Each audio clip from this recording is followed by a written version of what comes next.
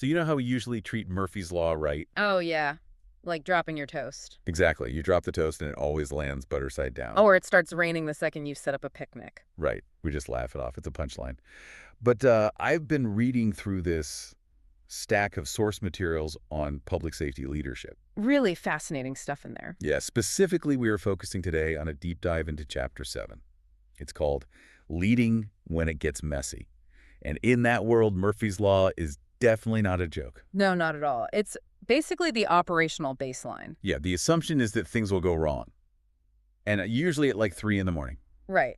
In the worst possible way. It's not a matter of if, it's when. And the stakes are a lot higher than wet toast. Just a bit.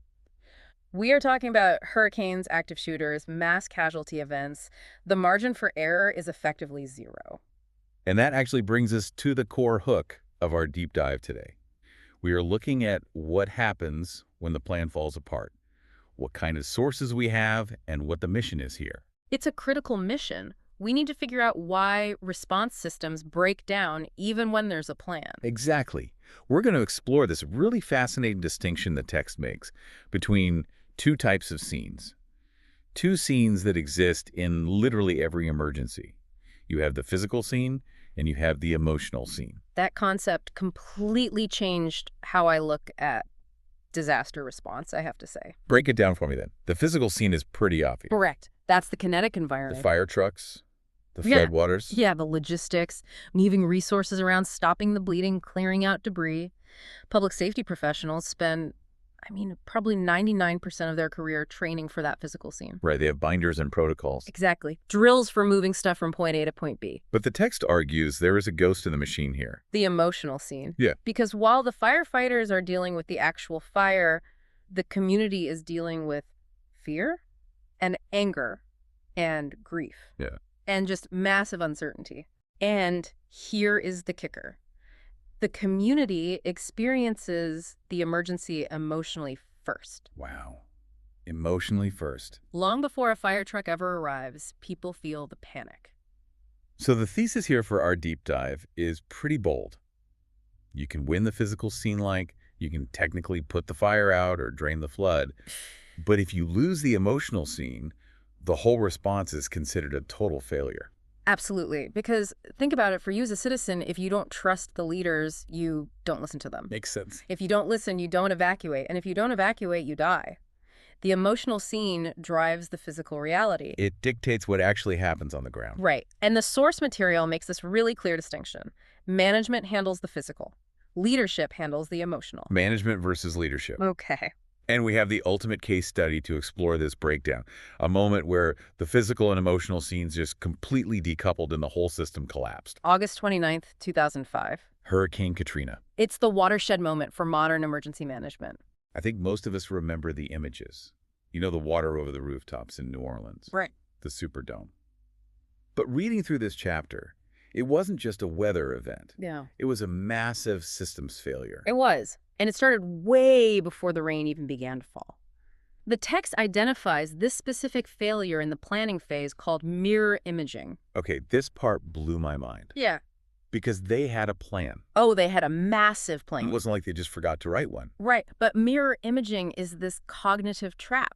It's where planners assume the people they are helping live exactly like the planners do. So they assume everyone have the same resource. Exactly. The people writing the evacuation protocols had SUVs. They had credit cards. They had family in the next state over with a spare bedroom. So they basically wrote a plan that said, when the siren sounds, get in your car and drive to a hotel. Which works great if you're middle class. Right. But in New Orleans, a massive percentage of the population didn't own a car, and they lived paycheck to paycheck.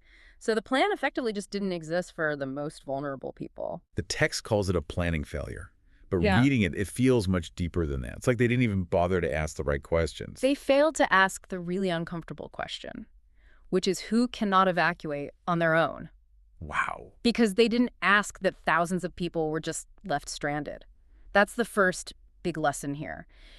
If your plan only works for people with resources, it is not a public safety plan. It's a privilege filter. Exactly. A privilege filter. So the storm hits right, the levees fail, and the city completely fills with water. Now we move from planning to the response phase. And this is where we see the silo effect. This is crucial to understand because people assume the response to Katrina failed because there weren't enough resources. Right, that's the common narrative. Not enough stuff. But the text says the resources were actually there. You had local police, the National Guard, the Coast Guard federal agencies. So they had the people. They did. The problem wasn't a lack of stuff. It was a lack of connection. They were all just operating in parallel lanes.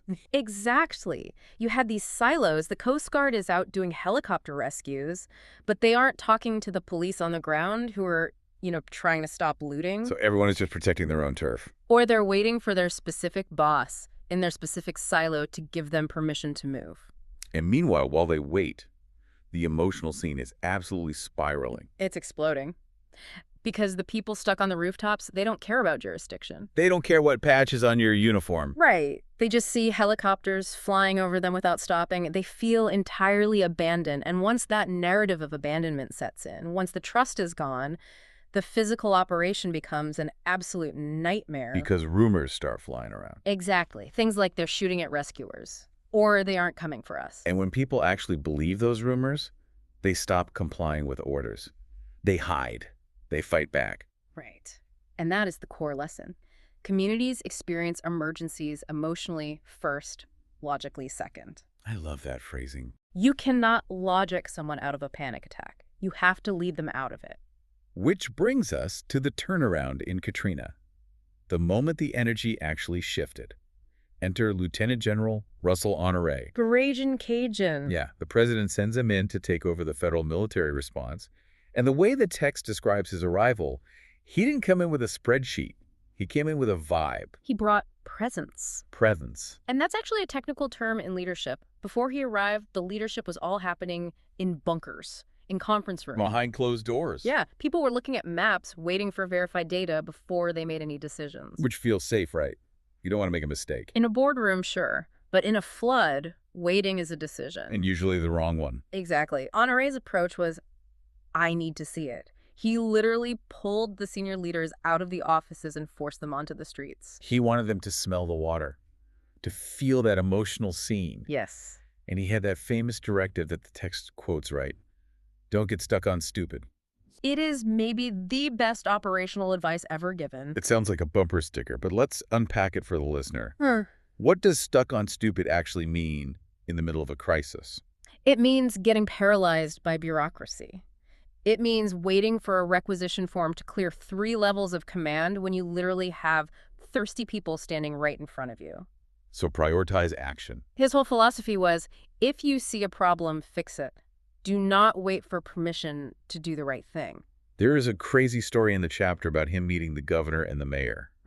And these are people who are trying to protect their political careers, their jurisdictions. And Honore just completely cuts through all of it. He forced them to align on one priority. Not 10 priorities, just one. Evacuation and food and water. That's it. He simplified the entire mission. He realized that the agencies were all competing for control, so he just stripped away the complexity. He didn't try to run every single agency. No, he didn't try to run the police department. He just created the conditions where the police could actually do their job without fighting the feds. It's so interesting, though, because we have systems for this. Public safety loves their acronyms. We have ICS NIMS Unified Command. But if all that structure existed in 2005, why did the system crash so hard? That is the big paradox. Yeah. We have the structure, but the text makes a really critical distinction here. Management builds the structure, but leadership has to activate it. Activate it. Okay, let's decode the alphabet soup for a second, because I think for a lot of people listening, incident command system just sounds like really dry paperwork. But the analogies the text uses are actually super helpful. Let's start with NIMS, the National Incident Management System. Think of NIMS as the dictionary. The dictionary. Yes, because when a firefighter from Ohio shows up in New Orleans to help, they need to speak the exact same language. Right. If I say tanker, does that mean a plane that drops water or a truck that carries water? NIMS ensures everyone uses the same word, so there is zero confusion. Okay, so NIMS is the shared language. Then what is ICS? ICS is the Incident Command System, and you can think of that as the org chart. The org chart. Got it. It creates the hierarchy for that specific event. It answers the single most important question in a crisis. Who is in charge? Because if 2 people think they're in charge, nobody is in charge. Exactly. ICS forces you to pick a boss. It creates spans of control so one person isn't trying to manually manage 500 people. And finally, we have unified command. Think of unified command as the board of directors. Here. In a big disaster, you have all these different agencies with totally different goals. The fire chief wants to put out the fire. The police chief wants to secure the crime scene. The medical director wants to treat patients. And those goals are going to conflict. Always. The police might want to lock down a street that the ambulances desperately need to use. Right. So unified command is the table where those leaders sit down and basically fight it out until they have one unified strategy. Not 3 separate plans. One plan that balances everyone's needs. So we have the dictionary, the org chart, and the board of directors. Honestly, it sounds completely foolproof. It works perfectly on paper. But here is the quote from the chapter that just haunts me.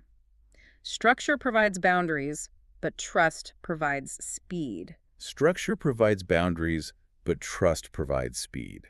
That is really good. It's profound. You can have the best ICS chart in the whole world, but if the police chief does not trust the fire chief, they are going to hesitate. They'll second guess everything. They're going to double check orders, and hesitation kills response time. So let's pivot to the person inside that structure then, the leader themselves. Because the text gets pretty raw here about the actual biology of leadership. It strips away that whole superhero myth we have. It really does. We like to think that when the alarm rings, we will naturally rise to the occasion. The adrenaline hits and we become heroes. But the reality is, under severe stress, we think to the level of our habits. And stress just exposes the cracks that are already there. Give me an example. If you are a micromanager on a random Tuesday, you are going to be a catastrophic micromanager during a Category 5 hurricane. Oh, wow. Yeah, that makes sense. The text introduces this tool for managing yourself called the LOL method, which I definitely have to clarify for our listeners does not mean laugh out loud. No, please do not laugh while the building is actively burning down. Right. It stands for Listen, Observe, Learn, and it's basically a self-regulation checklist for leaders. Let's break those down. Listen seems pretty passive on the surface, but the text implies it's a very active skill. Oh, very active. You aren't just listening to the actual words. You're listening to the tone. You're listening for the tremor in a commander's voice on the radio. Or even more importantly, you are listening for the silence. Silence. What does that mean? When a sector that should be really busy suddenly goes completely quiet, that is a massive red flag. Oh, because they're overwhelmed. Exactly. It usually means they have stopped communicating entirely.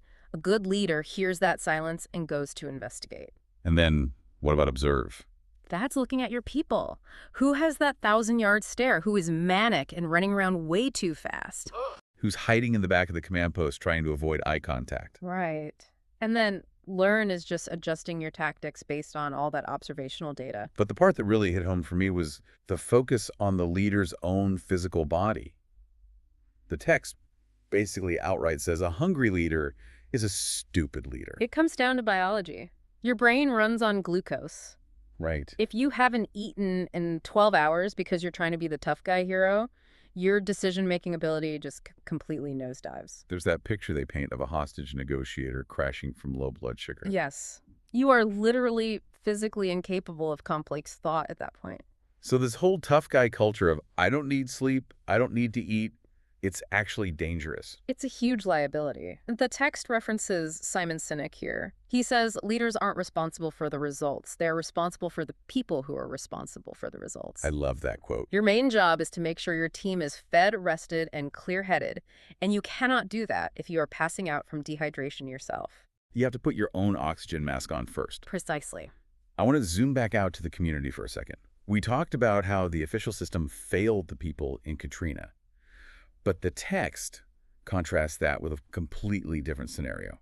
The campfire in Paradise, California in 2018. Right. Both were just absolute catastrophes. I mean, Paradise was virtually wiped off the map. Go on. But the human dynamic in the response was totally different. How so?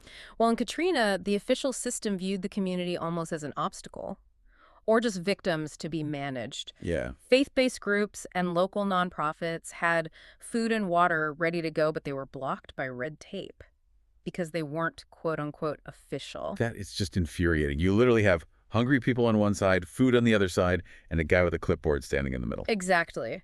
But in the campfire, despite all the chaos, the relationships actually held together. Why did they hold? Because the police chief, the fire chief, the hospital administrators, they all knew each other before the fire ever started. Oh, they had a history. Yeah, they had breakfast together. They knew the community leaders by name. So they weren't exchanging business cards while the town was literally burning. Right.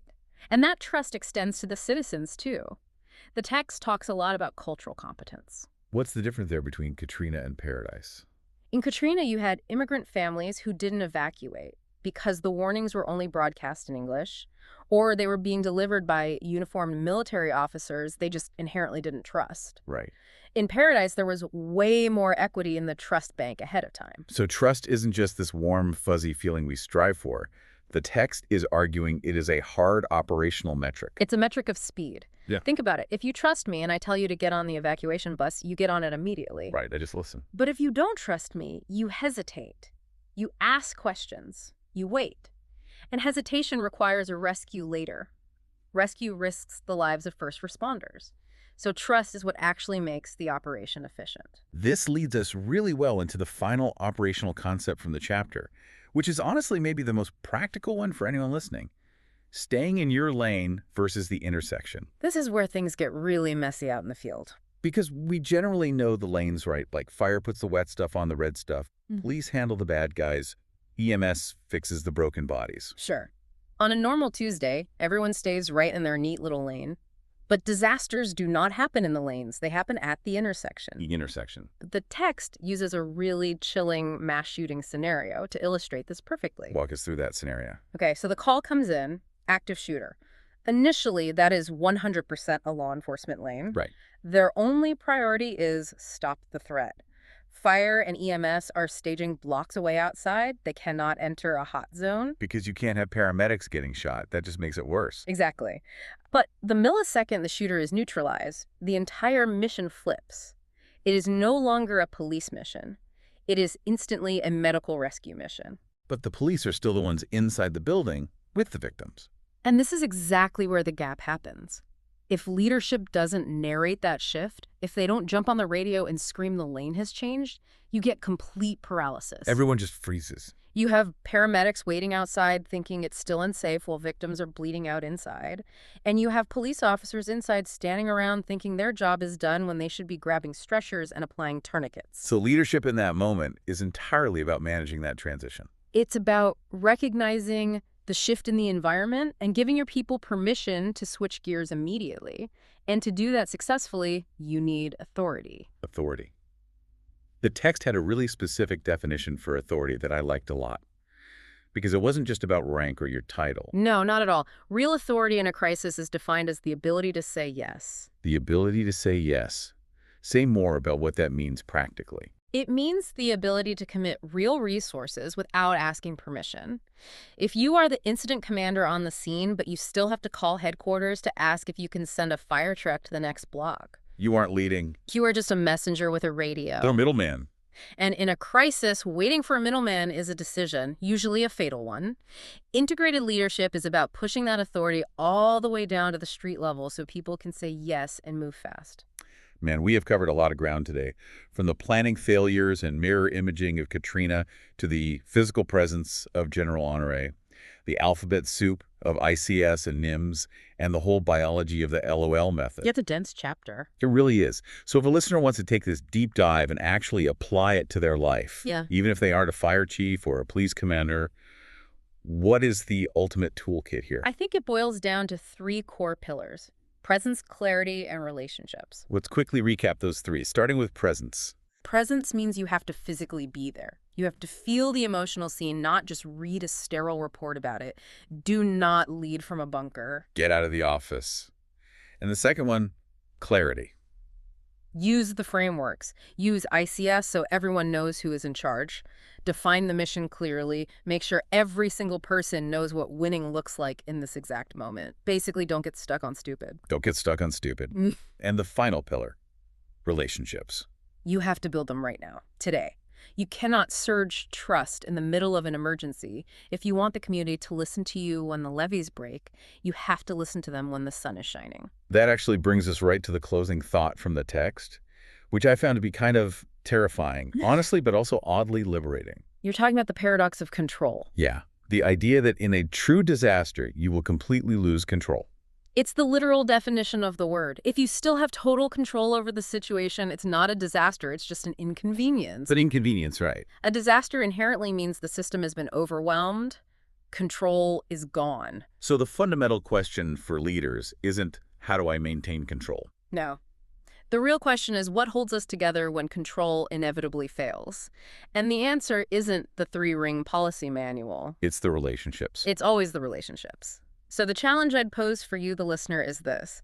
Look around your professional life and your community right now. Who are you going to desperately need on your absolute worst day? And do they even know your name yet?